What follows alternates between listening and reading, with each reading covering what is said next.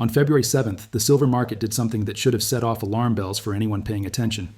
After days of violent selling, forced liquidations, and what looked like total loss of control, silver didn't slowly recover. It snapped back hard, fast enough to shock traders, confuse analysts, and expose cracks that most people were never meant to see. Before we go any further, if this kind of breakdown matters to you, hit like and subscribe, because what you're about to hear doesn't get explained honestly anywhere else. What the headlines called a rebound was not a sign of health. It was a stress reaction. Markets don't behave like this when everything is fine. They behave like this when pressure finally breaks, when leverage collapses, when positions are forcibly closed, and when control quietly changes hands behind the scenes. And here's the part that should immediately make you uneasy. This move didn't come after confidence returned. It didn't come after calm was restored. It came while fear was still fresh. That matters, because when price moves before sentiment, it's usually not retail money driving the action. It's institutions repositioning after weaker players have already been pushed out. And that's exactly what this looked like. Silver wasn't drifting lower before this snapback. It was flushed. Margin pressure rose, liquidity dried up, and traders were forced to sell whether they believed in the market or not. In moments like that, conviction doesn't matter. Balance sheets do. Smaller participants scramble. Larger institutions wait, and while everyone was staring at charts, asking whether the worst was over, something far more important was happening underneath the surface: banks. Specifically, the institutions that always seem to appear when silver enters periods of extreme stress, the ones with deep exposure to derivatives, the ones with the flexibility to absorb volatility instead of being crushed by it. The villain in this story isn't the market, it's the structure of the market, and the players who benefit when that structure breaks violently. Because this wasn't chaos, it was mechanical. When leverage builds for too long, markets become fragile. All it takes is one tightening event: higher margins, reduced liquidity, or shifting risk tolerance, and the weakest positions are forced out. Selling becomes automatic. Price overshoots. And once enough pressure is released, the market snaps back in a way that looks random to most people. But it isn't random at all. Here's what most commentators aren't telling you. If this were just a temporary bounce, the pressure underneath would have eased. Physical demand would have cooled, volatility would have faded, stress indicators would have relaxed. None of that happened. Instead, volatility simply moved. And when volatility moves instead of disappearing, it's a warning sign that the system hasn't healed. It's adjusting. That's dangerous, because adjustments don't distribute pain evenly. They transfer it. From leveraged traders to institutions with patience. From forced sellers to controlled repositioning. From people reacting in panic to players who already know the rules. This is why focusing only on price right now is a mistake. Charts tell you where price has been. They don't tell you who was forced out, who stayed in, and who quietly benefited from the chaos. That information lives in exposure, positioning, and institutional behavior that never makes the front page. And this is where the story turns uncomfortable. Because once you realize this move wasn't random, you're forced to ask a much harder question. If silver behaved like this under stress, what does that say about the system it's reflecting? Silver isn't just a metal, it's a pressure gauge. When it moves violently, it's often signaling problems far beyond one market. Problems tied to leverage, liquidity, and the way risk is distributed across the financial system. So before you decide whether this rebound is something to celebrate or ignore, you need to understand why it happened, who benefited, and what it means for your money next. But first, you need to understand why this matters far beyond silver prices. What happened in silver doesn't stay inside the silver market. That's the mistake most people make. They assume this was just another volatile commodity move, something traders deal with and move on from. But silver doesn't behave like that. When it breaks violently and resets this fast, it's usually reflecting stress that runs much deeper than one asset class. This matters to your savings, your retirement, and your long-term purchasing power, whether you own silver or not. Because silver sits at a dangerous intersection. It's an industrial metal tied to manufacturing, energy, and technology. But it's also heavily financialized, traded through futures, options, and derivatives that multiply exposure far beyond the physical supply that actually exists. When leverage builds inside that structure, small disruptions don't cause small reactions, they cause system-level stress, and when that stress releases, it never lands evenly. Institutions with access to liquidity can absorb volatility, they hedge, they roll positions, they wait. Households don't have those options. Forced selling doesn't just create losses, it locks them in. Once capital is wiped out during liquidation events, it doesn't magically return when prices rebound. That's how wealth quietly transfers during periods like this. We've seen this pattern before. In previous cycles, sharp moves in silver didn't happen in isolation. They coincided with broader financial strain, credit tightening, confidence erosion, or instability in currency and debt markets. Silver didn't cause those problems. It reflected them early, before they became obvious elsewhere. That's why ignoring this move is dangerous. When silver collapses and rebounds violently, it often signals that leverage somewhere in the system has reached its limit. And when leverage breaks, the consequences rarely stop at one market. They ripple outward, into credit conditions, asset pricing, and eventually real-world costs that affect everyday life. This is where the conflict becomes clear. On one side, you have retail participants, individual investors, smaller funds, households, exposed directly to volatility. Margin requirements rise, liquidity vanishes. Decisions are forced under pressure. On the other side, you have large institutions with scale, flexibility, and time. They don't need calm markets. They need resolution. Pressure does the work for them. That imbalance isn't accidental. It's structural, and it's why moments like this always feel one-sided. The scale matters too. Today's financial system is far more interconnected than it was in past decades. Derivatives exposure is larger, debt levels are higher, and liquidity depends heavily on confidence staying intact. When confidence cracks, even briefly, it doesn't take much to trigger outsized reactions. Silver just showed you how fast that can happen. Another uncomfortable truth is this: volatility doesn't destroy wealth on its own. Forced behavior does. When people are pushed into selling at the worst possible moment, losses become permanent. Institutions don't face the same urgency. They can let markets overshoot, knowing that imbalance eventually corrects itself. That's why these events always seem to benefit the same players. This isn't about conspiracy in the dramatic sense. It's about incentives. The system rewards those who can survive disorder and punishes those who can't. And when markets reset through violence instead of stability, the transfer of risk happens quietly, often without most people realizing what just occurred. Which leads to the most important realization. If these patterns repeat across cycles, if leverage builds, volatility explodes, positions are flushed, and control shifts in the same direction every time, then these events aren't random. They're predictable outcomes of how the system is designed. And once you see that, it becomes impossible to dismiss this silver move as just another bad week, because someone always benefits when markets break like this.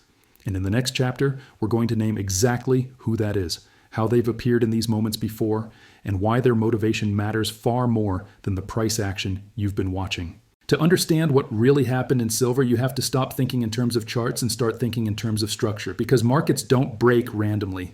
They break where pressure is concentrated, and in silver, that pressure has consistently flowed through the same narrow channels.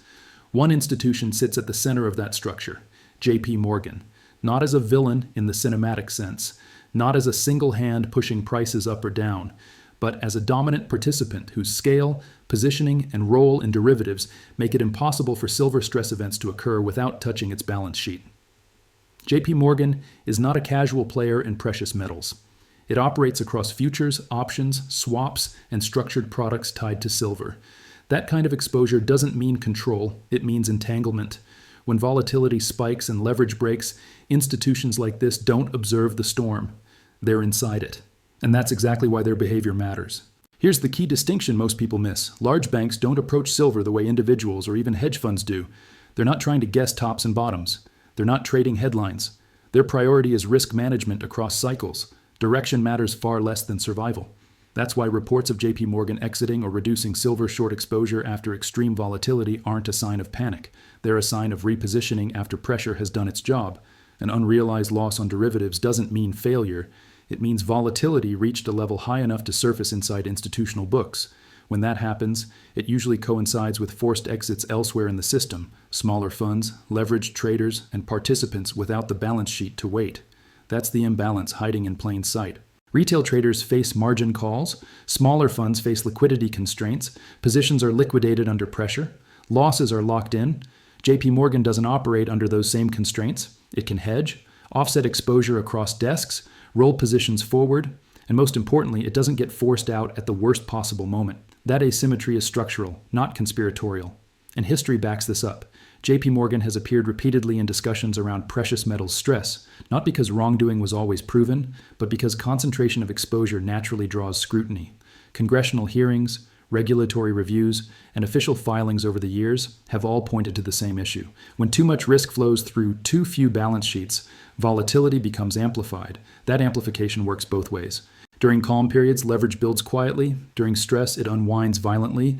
And when that unwind happens, banks with scale don't need to create outcomes. They simply survive them. The market clears weaker positions for them. This is why silver crashes often feel engineered, even when they're mechanical.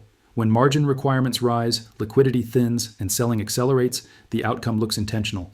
But the driver isn't coordination, it's incentives. A system built on leverage always resolves stress the same way: weakest hands first. And that resolution benefits those who can endure disorder. Another important point gets misunderstood. When JPMorgan reduces or exits short exposure after a crash, it doesn't mean the institution was wrong before.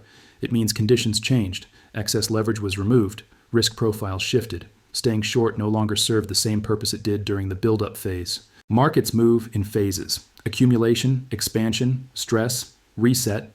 JPMorgan's role is not to predict which phase retail participants are in. It's to remain intact across all of them. That's why focusing on whether a bank lost or won misses the point. The real question is who was forced to act and who had the option to wait. In every major silver dislocation, that answer has been consistent. And that consistency tells you something uncomfortable. If the same institutions repeatedly emerge intact after violent resets, while smaller participants absorb the damage, then these events aren't accidents. They're features of a system designed around leverage, scale, and asymmetry. But to fully grasp how predictable this structure is, we need to step back even further. Because this exact pattern, leverage building, violent collapse, institutional survival, and repositioning, didn't start recently. It has repeated across decades. And once you see how often it's happened before, the present moment stops looking chaotic.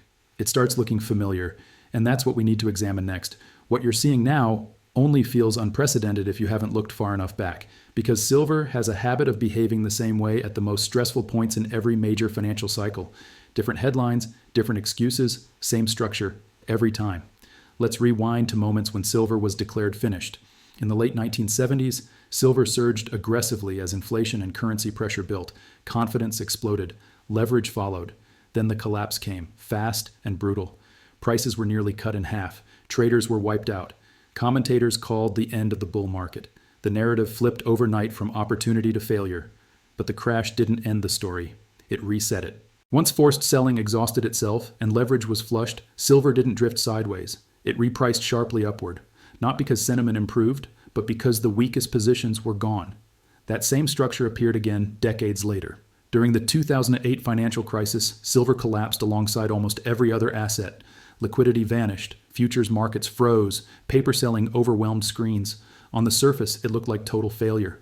Underneath, something very different was happening. Physical silver didn't flood the market. Availability tightened. Demand didn't disappear. It went quiet. Once panic selling ended and leverage was cleared, silver rebounded violently and went on to reach levels few believed possible during the depths of the crisis. These weren't coincidences. They were mechanical outcomes. Here's the pattern that keeps repeating. First, prices rise and confidence builds. Then leverage expands quietly. Next, liquidity tightens or margin rules change. Volatility spikes. Forced selling begins. Prices overshoot to the downside. And once enough pressure is released, the market resets. The most violent moves don't mark the end of trends. They mark transitions of control. This is where most people get it wrong. They assume crashes reflect changing fundamentals. In silver, crashes almost always reflect forced positioning.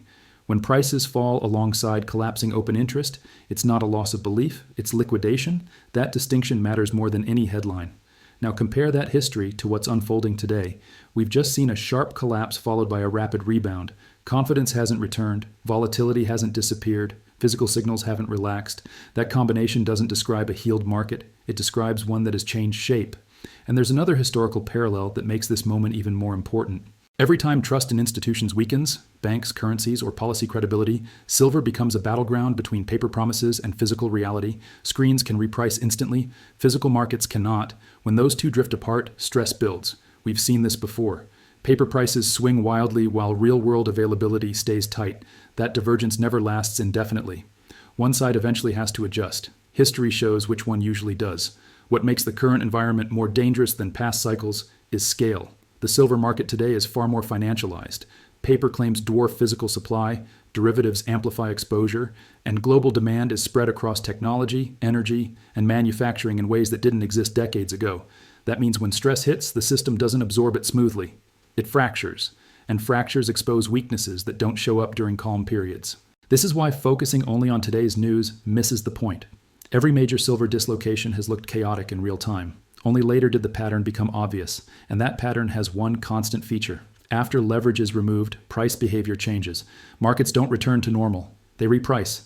sometimes slowly, sometimes violently, but never without first clearing excess risk. That's where we are now.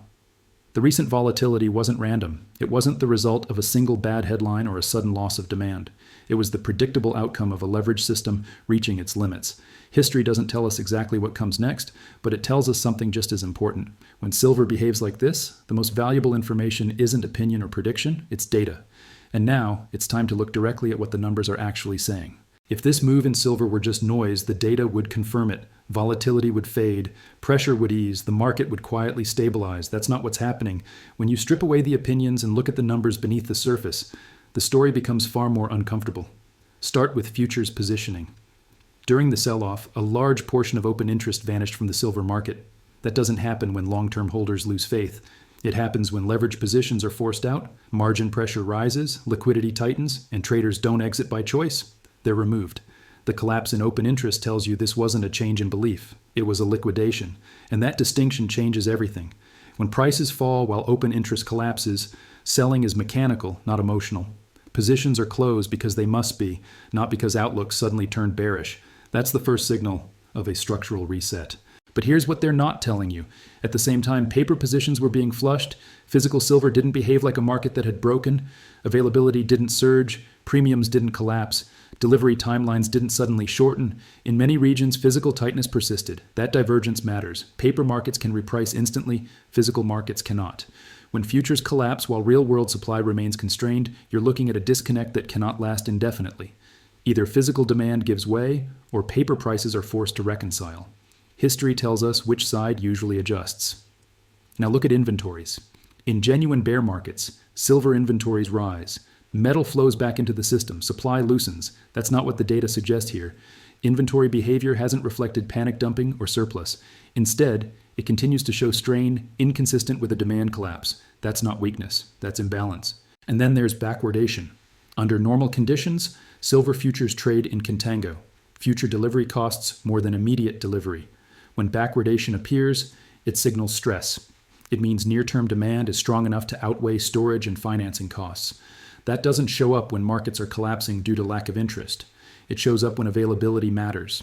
Backwardation doesn't need to persist forever to be meaningful. Its appearance during extreme volatility is enough to tell you something is wrong with the structure, not the metal itself. Now add institutional exposure back into the picture. When large banks report pressure or losses tied to silver derivatives, the mistake is assuming that means they're trapped. That's not how institutions operate. Losses at that level don't indicate panic. They indicate scale. They surface when volatility reaches extremes and stress propagates through the system. Here's what matters. Those losses appear at the same time smaller participants are being forced out. That's not coincidence. It's how risk transfers in leverage markets. Exposure moves from those who can't hold it to those who can. Leverage disappears. Positioning resets. And once that process is far enough along, price behavior changes. But here's what they're not telling you. These moments don't eliminate risk. They concentrate it. After liquidation events, markets don't become safer. They become thinner. With fewer positions left, smaller flows move prices more aggressively. That's why rebounds after forced selling often feel unnatural. They arrive before confidence returns. They confuse observers. They divide opinion. They are structural responses to pressure release. Now connect all the data points: a sharp collapse in open interest, persistent physical tightness, inventory behavior that doesn't match panic narratives, backwardation flashing warning signals. Institutional exposure surfacing while retail leverage is flushed. Each data point alone raises questions. Together, they form a pattern that's hard to dismiss. This wasn't a failure of silver demand, it was a failure of leverage. And leverage failures don't end cycles, they reset them. The real danger isn't that silver moved too far, too fast. The danger is that the system required violence to restore balance. That tells you fragility remains. It tells you stability hasn't returned. It tells you price is now more sensitive, not less. After resets, markets don't resolve quietly. They either stabilize convincingly or they move again in ways that force repricing. And right now, the data is telling us one thing very clearly. This phase isn't over. It's transitioning. So the question isn't whether silver survived what just happened. The question is, what comes next now that leverage is gone, positioning has changed, and pressure is still underneath the surface? That's where the real risk and opportunity begins. If you miss just a few key signals in the next phase of this cycle, the damage won't come from a headline. It will come from how quietly the rules change underneath you. That's why this chapter isn't about predictions. It's about mapping risk before it forces a decision on you. Here's the reality. After a violent reset like the one silver just went through, markets don't return to normal. They enter a transition zone. Leverage is reduced, positioning is thinner, liquidity behaves differently, and that means the next moves tend to be sharper, faster, and far less forgiving. From here, there are two broad paths the system can take. The first is the optimistic scenario, stabilization. Volatility compresses. Prices move sideways. Stress indicators cool just enough to calm nerves. On the surface, it looks like safety has returned. Analysts regain confidence. Commentators declare the worst is over. But here's what they're not telling you. Stability does not equal protection. Stabilization only means pressure has paused, not disappeared. If liquidity improves slightly and institutional stress remains contained, the system can hold together. But even in this scenario, the underlying fragility doesn't vanish. It simply becomes less visible. For individuals, that means purchasing power is still exposed, savings are still sensitive to policy shifts, and risk hasn't been removed, only delayed. The second path is more disruptive and historically more common after resets driven by forced selling. In this scenario, physical demand remains firm, while paper markets struggle to absorb even modest stress. Inventories don't need to collapse. They only need to tighten at the wrong moment. When that happens, price doesn't grind. It reacts. Small imbalances trigger outsized moves because the market no longer has leverage acting as a shock absorber. This is where silver becomes dangerous to underestimate. Triggers matter more than trends in this phase. A policy adjustment, a liquidity shift, a subtle change in institutional behavior. Any one of these can act as a spark, and because positioning is thinner, the response can be immediate and uneven. Here's the part most people miss.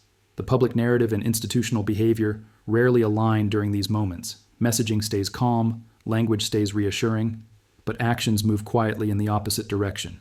Risk is reduced behind the scenes, while confidence is maintained out front. That gap is where damage happens. When you look across analysts, institutional observers, and long-term market participants, a clear overlap emerges. Not panic, not hype, alignment. Risk is rising, incentives are misaligned, retail participants get the signal last. The consensus isn't that everything collapses tomorrow, it's that the margin for error is gone. That's the final revelation. What just happened in silver wasn't random, and it wasn't an accident. It was a signal that the system required force to rebalance. And systems that need force to stay upright don't become resilient overnight. They become fragile. So what can you do starting now? First, stop thinking in terms of predictions. Start thinking in terms of preparation. This environment rewards awareness, not certainty. Second, build a simple weekly watch list. You don't need everything. You need a few indicators that tell you when pressure is building again. Liquidity conditions, institutional behavior, and signs of stress between paper and physical markets. Third, practice risk hygiene.